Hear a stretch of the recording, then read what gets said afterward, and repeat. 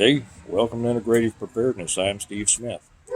I was going to make a couple of videos about law enforcement and about police and some of the things that we need to keep in mind about them, both good and bad, and challenging times. But something happened a couple days ago that kind of pushed ahead on my list of many videos to make, and I'm going to do that one now because there's some good lessons in this that I think will serve us all well to remember. Several nights ago, a police officer was killed just a few blocks north of here in a gunfight. Now, this is very unusual around here. We live in a very nice area of town. I think the last officer killed was 1985. So this is out of the norm. We were out on the deck getting ready to grill some burgers and started seeing police cars fly by, which is unusual, around 6 o'clock on a Sunday evening. And after about the 12th one, it was obvious something was up.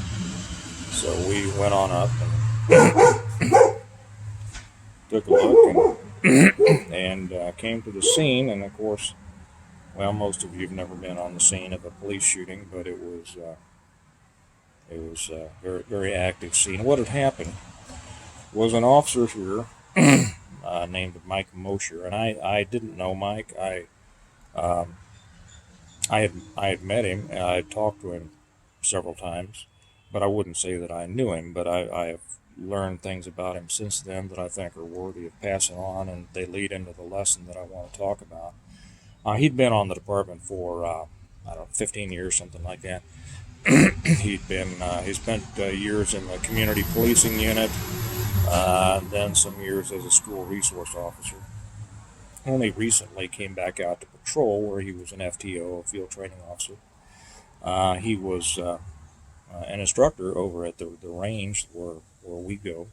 His wife is a director of education over there, and their daughter, their young daughter, I think she's 12 or 13, helped pass out the targets and put out cookies and things like that. But Mike had also, he had been awarded the Medal of Valor a couple of years ago for stopping an active shooter some ways away. He was truly one of those who had dedicated himself to what he felt his calling was.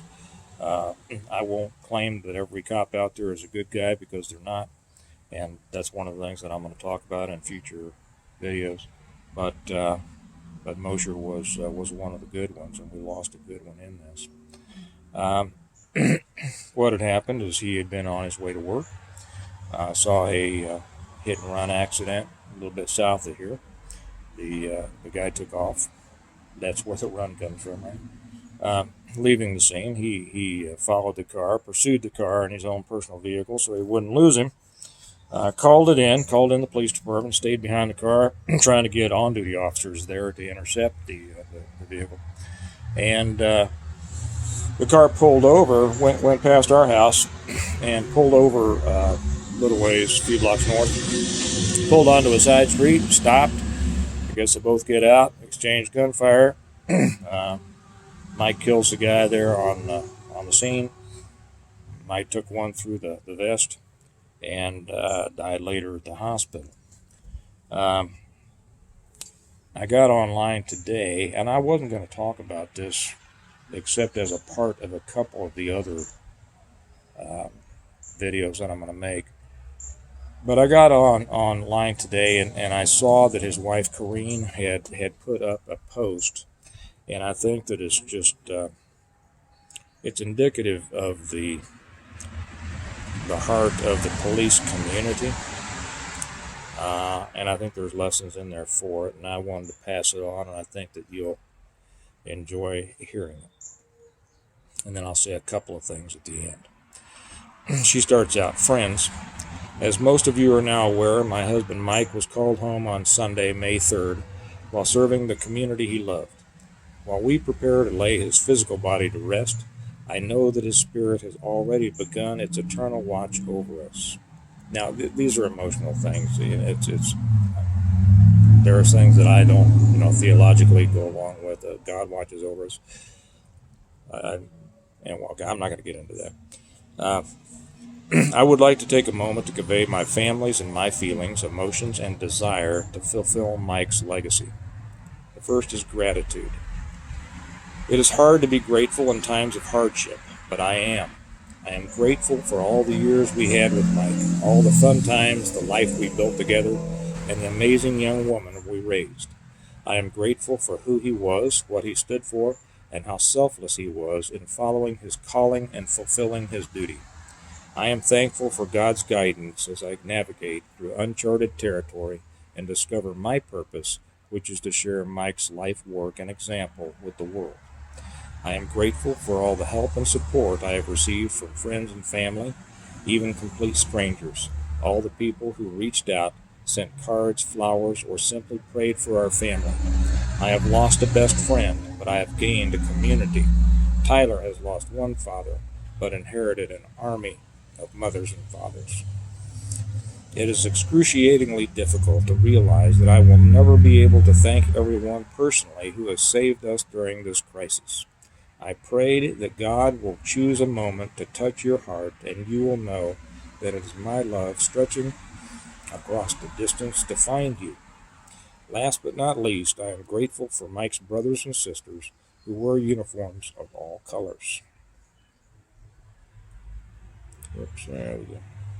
I would like to speak directly to these men and women now. I am a witness to the love which Michael bore for you. Listen to me and know that he is at peace, having fulfilled his earthly calling and sealed up his life's work with this ultimate sacrifice.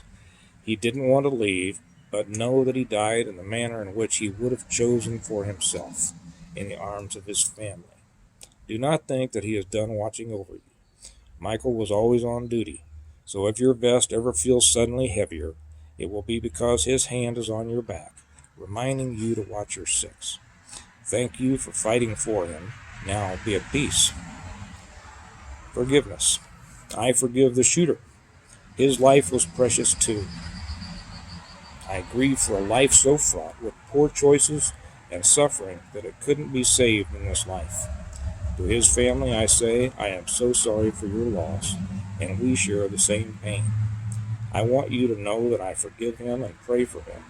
I'm so sorry for you, and I hope that you do not suffer any consequences for his actions, which were separate from your own choices. Action. I have learned that God will guide me to drive action and make a difference. I ask all of you to listen to your hearts. You know what right is, how to do right, and how to conduct your life like Mike, with love, kindness, honor, duty, and respect. If you want to help, please thank a cop, thank a vet, thank a first responder, hug a loved one. Our moments here are so precious, and life is but the blink of an eye. Be grateful, be eager to forgive, slow to anger, and quick to do right. And please honor those who selflessly serve. Okay. I was going to add a couple of things to that, but I don't think I can. And I'll just leave you with that. I won't sign off with my normal sign off about preparedness, but just a suggestion that we all keep Corinne's words in our minds, understand the importance of every moment of our lives, cherish each one, and do the best that we can with every moment God has given us. So with that, I wish you a good day.